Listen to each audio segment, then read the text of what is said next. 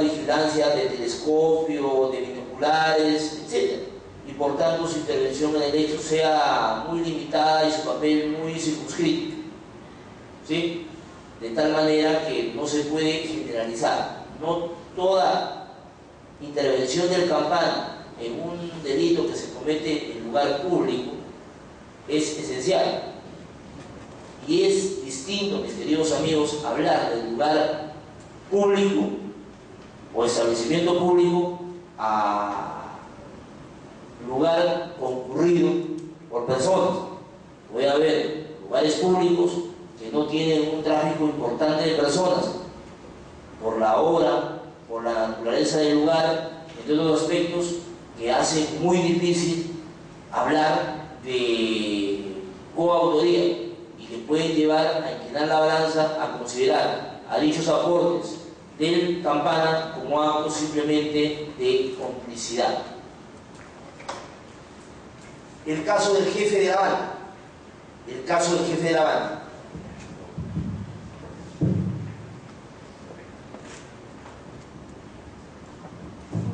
¿Cómo lo consideran ustedes? El jefe de la banda no que da instrucciones o que da órdenes y ejecuta también el hecho, sino la persona que, por ejemplo, siendo estudiante de derecho, por pereza, por comodidad, porque no quiere hacerlo, tiene simplemente labores de coordinación con los miembros de su organización, llama por teléfono, da instrucciones, supervisa e indica cómo debe ingresarse, por ejemplo, al lugar para cometer el atraco.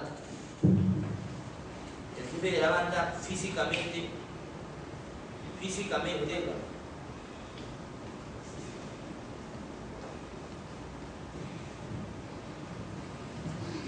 jefe de la banda físicamente no está en el lugar de los hechos, pero puede que tenga una intervención determinada en el desarrollo de los acontecimientos. El jefe de la banda que no se encuentra de manera física y concreta en el lugar de los hechos puede ser considerado como coautor pese a no tener una ejecución directa y personal en la realización del hecho. Dígame. Doctor, yo creo que depende también el caso, porque, bueno, en clase el doctor Balcázar nos decía que para que se determine una coautoría o una participación es imprescindible saber que la participación que tuvo el sujeto sea imprescindible para la comisión del delito. Quiere decir de que si su aporte realizado no se hubiera hecho, no se hubiera podido llegar a la comisión del delito, ¿no? En este caso, por ejemplo,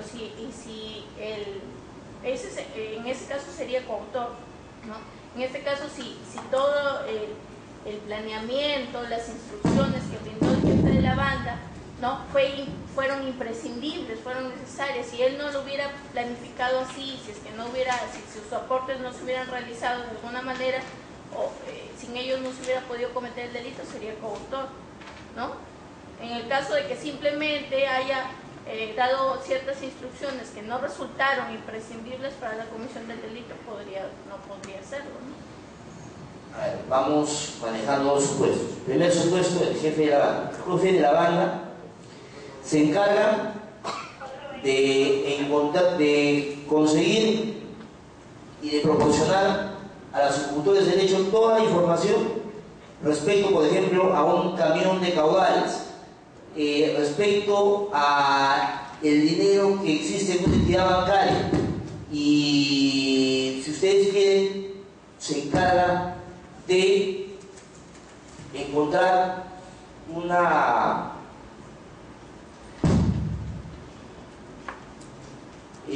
mejor forma de cometer el hecho. El jefe de la banda se encarga de conseguir los pertrechos militares o las armas de fuego respecto a cómo cometer el ataque. Pero resulta que en esta primera modalidad el jefe de la banda no está presente en la ejecución del hecho. Él realiza tres cosas: configura el plan, consigue la información para dar el golpe y proporciona los medios técnicos, logísticos, armas y otras cosas para la ejecución del mismo. Pero él confía en que los ejecutores van a realizar el delito conforme a lo planificado. Primera posibilidad. Segunda posibilidad: el jefe de la banda hace lo mismo que lo anteriormente descrito, o simplemente consigue la información y proporciona algunas indicaciones, pero además coordina de manera regular y permanente la ejecución del hecho a través de determinados dispositivos electrónicos que ustedes mejor que yo conocen que se pueden emplear, a través del hilo telefónico, a través de las llamadas a celular, el PIN de BlackBerry, el WhatsApp, entre otros elementos técnicos. En ambos casos estamos frente a situaciones de coautoría. ¿Sí o no? ¿Por qué? A ver, mis queridos amigos, para que no sea un monólogo, ayuden ustedes a resolver el problema.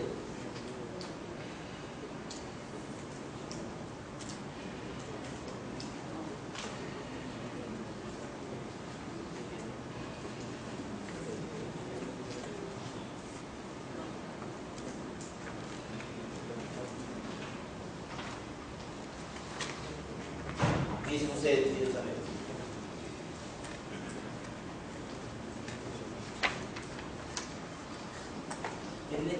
En la primera variante, en el caso en el que el jefe de la banda consigue la información, planifica y proporciona todos los medios logísticos para la ejecución del hecho, pero no interviene en la ejecución del mismo, no llama, no coordina, no hace nada. Estamos frente a coautoría o complicidad. ¿Por qué?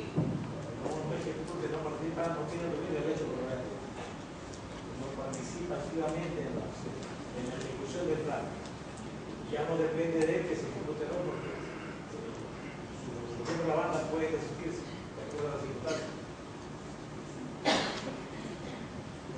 Lo que su compañero doctor sostiene es que pese de la banda haya podido conseguir todo el aparato logístico, toda la información necesaria y haya planificado escrupulosamente de manera milimétrica y en cada detalle la ejecución del delito, como el jefe de la banda no está presente en la ejecución del hecho, no debe ser considerado como coautor, sino como cómplice, ¿correcto?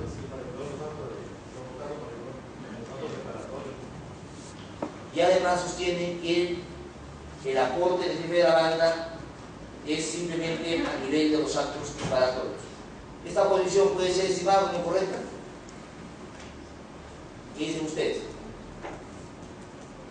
Sí, efectivamente, porque un requisito esencial de la coautoría no solamente es que haya plan común, que haya división de tareas o de actividades, sino que además exista actos ejecutivos materiales que suponen justamente el codominio funcional. No toda contribución o aporte importante, relevante, trascendente o esencial al hecho va a significar que estemos frente a la figura de la coautoría. La coautoría se diferencia básicamente de la complicidad primaria porque tanto en uno y otro, esta es la semejanza, existen contribuciones esenciales, pero en la coautoría existe una ejecución o un control del hecho a nivel ejecutivo. Ustedes saben que según la teoría de la tentativa hay tres grandes estadios: los actos preparatorios, los actos ejecutivos y los actos consumativos. La coautoría necesariamente se produce cuando hay actos y el aporte es esencial y relevante en los actos ejecutivos y consumativos. En cambio, Hay complicidad primaria cuando, a pesar de que la contribución es esencial, dicha contribución se limita a los actos preparatorios. ¿Cómo diferenciamos la complicidad primaria y la coautoría? La diferenciamos porque el aporte esencial, relevante, más importante, se produce a nivel de los actos en la coautoría, ejecutivos y consumativos, y a nivel de la complicidad, a nivel de los actos preparatorios. En el caso del ejemplo que he propuesto respecto al jefe de la banda, cuando él consigue la información acerca de cómo dar el golpe, si él planifica el golpe y si él consigue todos los medios logísticos para la ejecución del golpe, ¿qué hacemos, mis queridos amigos? ¿Estamos frente a actos preparatorios o contribución en los actos ejecutivos?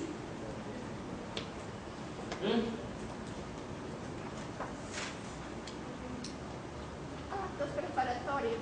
Actos preparatorios, efectivamente. ¿Qué ocurre en la variante segunda que planteamos respecto al jefe de la banda, ¿sí?, que realiza los mismos actos o realiza menos actos, pero coordina en la fase ejecutiva, no estando presente? Por ejemplo, puede haber coautoría en hechos delictivos que ocurren en Chiclayo y el jefe de la banda está en Lima. Puede haber coautoría en hechos delictivos en donde la persona se encuentra en el extranjero y no en Chiclayo, por ejemplo, o en el Perú. ¿Sí o no? ¿Por qué?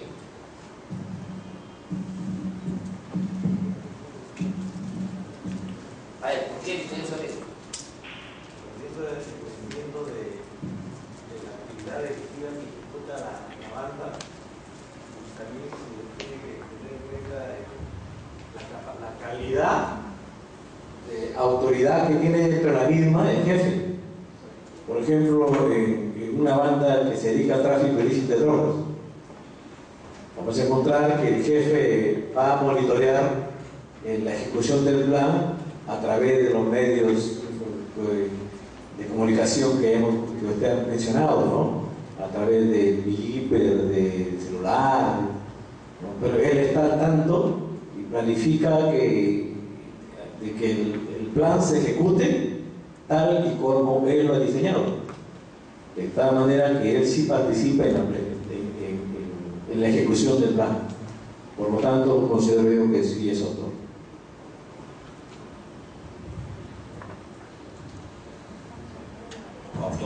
Autor. A ver. Toda coordinación, toda intervención en la fase de ejecución del delito es coautoría.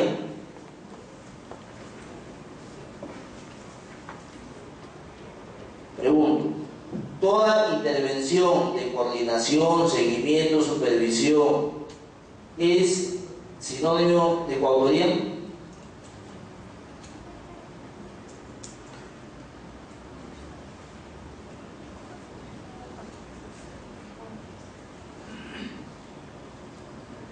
No, evidentemente no. Puede haber también complicidad secundaria a nivel de los actos ejecutivos. Recuerden, la coautoría requiere dos elementos: contribución esencial en fase de ejecución o de consumación. Si la contribución no es esencial o se da en la fase de ejecución o consumación, puede haber complicidad. ¿Sí? Bueno, pero en el caso del jefe de la banda, mis queridos amigos, el jefe de la banda, por ejemplo, consigue la información, da instrucciones, pero es otro de los miembros de la banda que consigue el aparato logístico con los que se va a ejecutar el hecho. La pregunta es, mis queridos amigos, la pregunta es: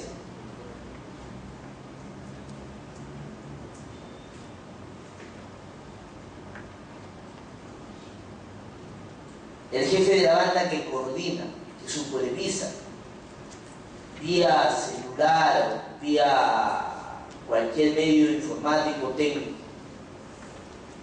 realiza labores de coautoría o no? ¿Sí o no?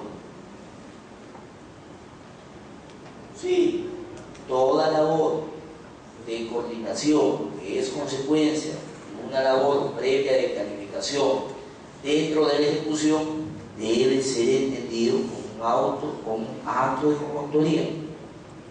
Mejor dicho, una llamada de teléfono o llamadas de teléfono dentro de la ejecución de un delito supone actos de coautoría.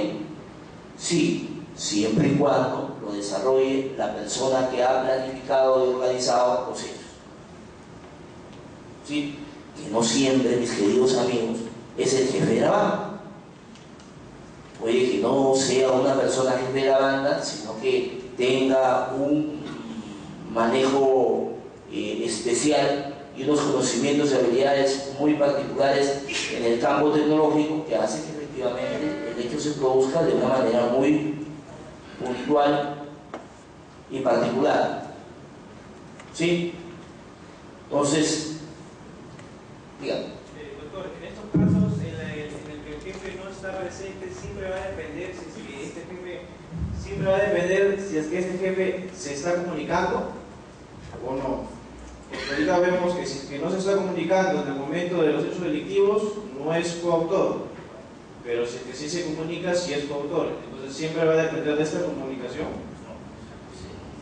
No, el tema no es si se comunica, ¿sí? No es si habla, no, es si coordina la ejecución del hecho delictivo. ¿Sí? Pues pongo un ejemplo de cómo una labor de coordinación no es necesariamente sinónimo de coautoría. El jefe de la banda puede comunicarse con su pareja, está ejecutando el hecho y le dice: oye, amorcito, nos vemos después de las 7, ¿te parece? Nos encontramos en tal hotel.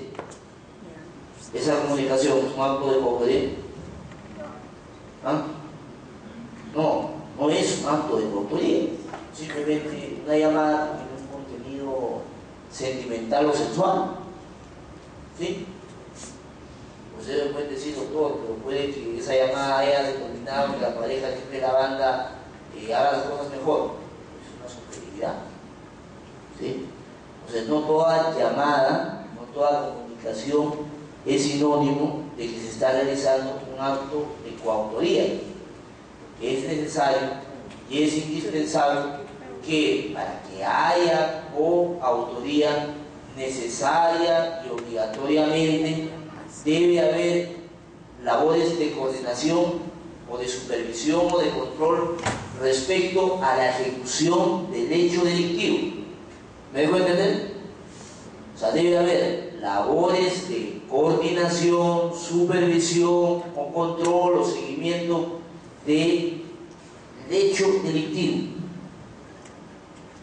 Por ejemplo, el financista mexicano o colombiano que aporta $1 millón o una cantidad ingente de dinero para la consumación del delito de tráfico ilícito de drogas, ¿es coautor siempre del delito? ¿Sí o no? ¿Por qué?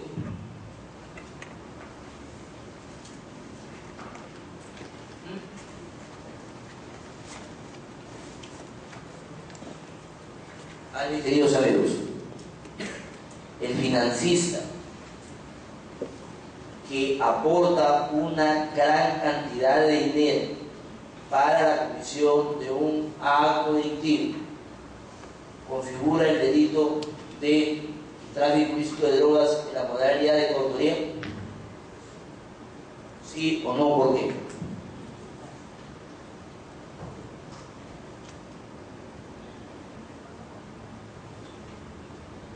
A estas alturas, con la explicación me parece relativamente clara que hemos dado, no debe haber duda alguna sobre si constituye su intervención coautoría o complicidad.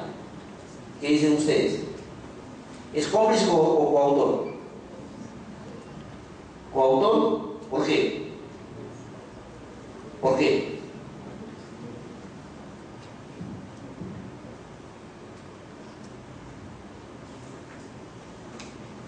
¿Por qué, mis queridos amigos?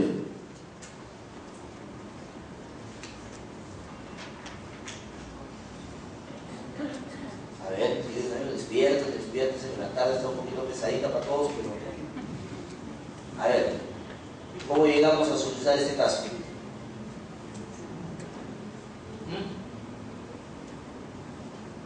Él no está coordinando, ni supervisando, ni haciendo seguimiento.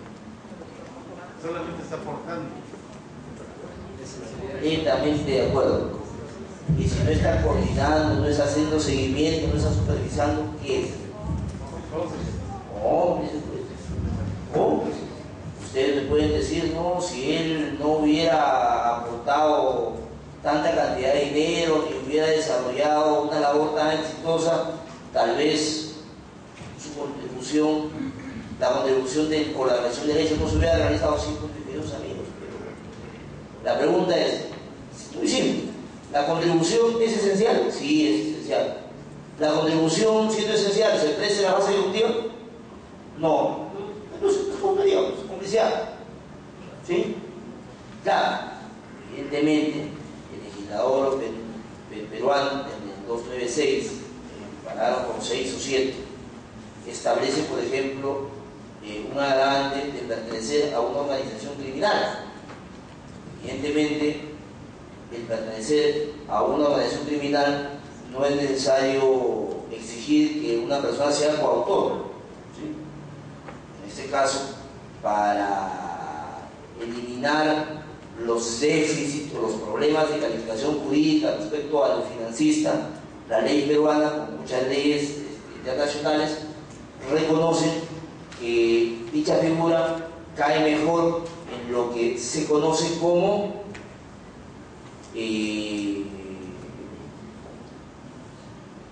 tráfico ilícito de drogas agravado por la concurrencia de una organización delictiva. El financista forma parte de la organización delictiva porque él justamente paga, aporta, contribuye, financia para que la operación del tráfico de drogas se inicie y tenga éxito adecuado. ¿Sí? Es un tema muy interesante.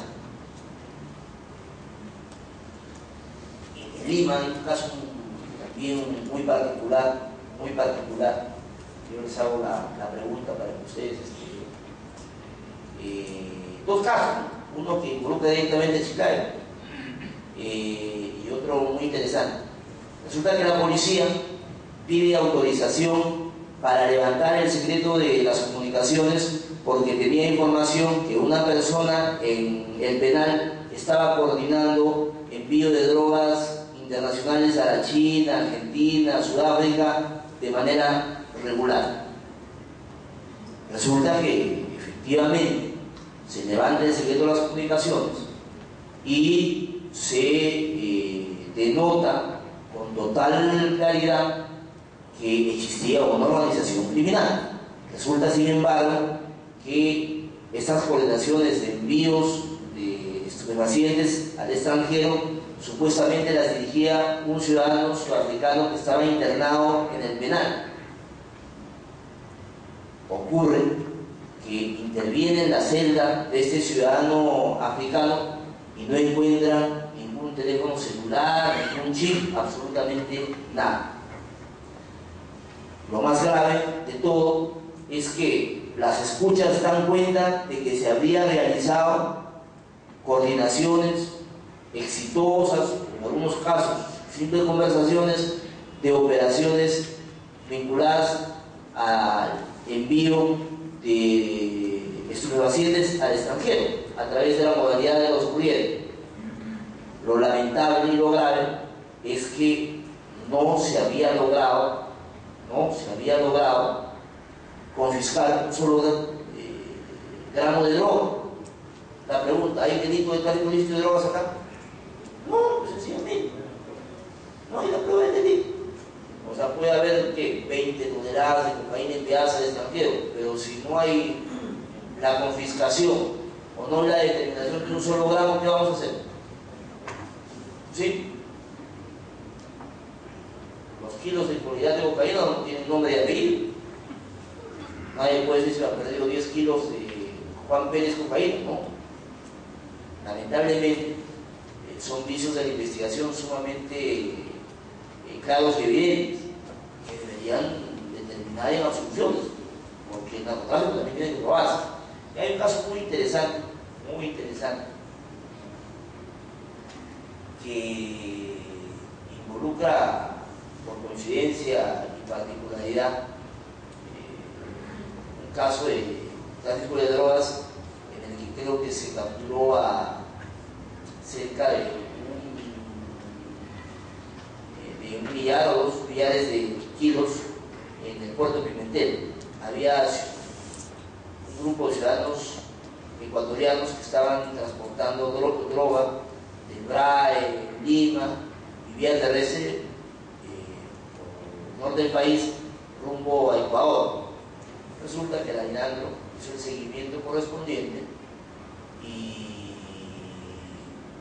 logró capturar los 2 cargamentos que iban 2 containers en el puerto de Pimentel y que su destino era Huanquillas, Ecuador. Al menos así estaba en el manifiesto. El problema es que es raro, que es sintomático, la policía no detuvo a ningún miembro de la organización, sino detuvo únicamente al chofer, a los choferes de los 2 vehículos y a 2 chicas que eran acompañantes de los narcotraficantes. Y a ellas las acusaban justamente como miembros de una organización delictiva. El caso es muy interesante, parece hasta sacado de un libro, muy gracioso. La chica estaba con mandato de detención en Santa Mónica y presenta ante un juzgado provincial de Lima su variación al mandato de detención. Y dice que ella no formaba parte de ninguna organización criminal dedicada al tráfico de drogas, de estupefacientes, porque ella es narcotraficante.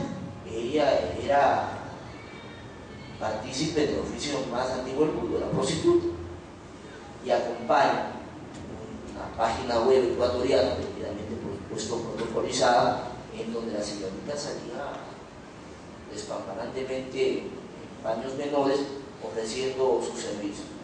Es decir, su argumento de defensa era absolutamente interesante, porque decía que era dama de compañía y ella había sido invitada a venir al Perú por esos traficantes ecuatorianos, quienes le habían ofrecido por una semana de compañía el pago de $2.000, y justamente ofrecían como prueba el ofrecimiento de sus servicios en esta página de score ecuatorianas. Entonces, mi amigo magistrado José Luis, te invito a almorzar y te invito a que veas unas fotos. Y me dice, mira, José Luis, qué particular es el caso. La chica siempre ha sostenido desde la declaración instructiva de que era prostituta. Dice, ¿tú qué crees? Si es prostituta y no tiene vinculación real con los hechos, no tendría más que quitar su variación, porque salvo que haya alguna prueba de que ella ha intervenido adicionalmente en la negociación, acopio, transporte de la droga, debe quedar inocente. Ella, lo adecuado, digo, es dar la variación. Y la chica pues era una modelo ecuatoriana, pues, le posee la variación. La pregunta es, ¿tiene participación o intervención criminal esta persona en tráfico ilícito de drogas? ¿En sin condición de dama de compañía? Tiene que buscarse nexo que la vincule. No, o sea, ella... Como miembro de la banda. No, ella había sostenido que venía al Perú acompañando a los ciudadanos ecuatorianos, a los narcotraficantes, porque le habían pagado $2.000 por una semana de prestar sus servicios sexuales. Y está acreditado que efectivamente ella es una escort, una chica dedicada a la construcción y trabajo. Y había venido con su hermana, pero evidentemente si no hay ninguna vinculación, que ella formaba parte de la organización y no había participado a nivel de financiamiento, acopio, transporte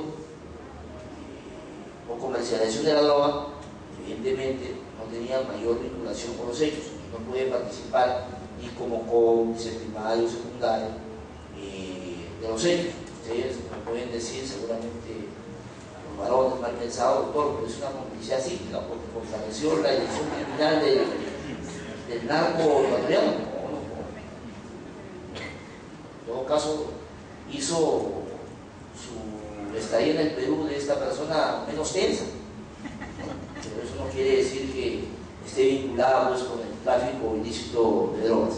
Claro, finalmente esta anécdota que les comento termina porque le recomendé a este amigo magistrado, le dije, bueno, yo de ti, hermano, haría una pericia a la página web, una pericia informática a la página web, porque habría que ver cuándo se ha creado, ¿no? Digo, puede ocurrir, puede pasar que la página web se haya creado luego de ocurridos los hechos, y si se ha creado luego de ocurridos los hechos, ella no podría haber ofrecido los servicios. Pero digo, hermano, luego le vamos a otorgar el principio de beneficio de la ley, ¿no? Y esa pericia nunca se realizó. Pero el caso es bastante interesante, tiene sus particularidades muy especiales. Estos son básicamente los requisitos estructurales de la coautoría. ¿Hasta acá alguna pregunta?